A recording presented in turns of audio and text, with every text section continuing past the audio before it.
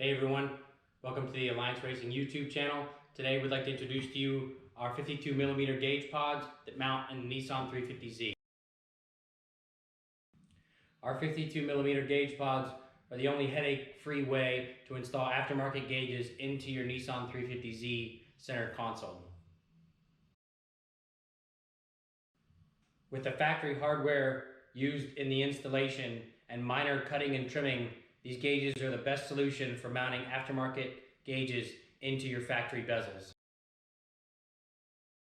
Our gauge pods are very easy to install and only require a Phillips head screwdriver and some sort of heavy-duty cutters to cut through thick plastic. Basically what you do is you take your aftermarket gauge after removing the OEM factory gauges from your Nissan 350Z. Our gauge pods slide and fit right onto the back, just like that.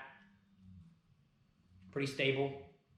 Then, once you have that on the gauge, you turn around and you basically line up the two holes with the holes that are in the factory mounting hardware.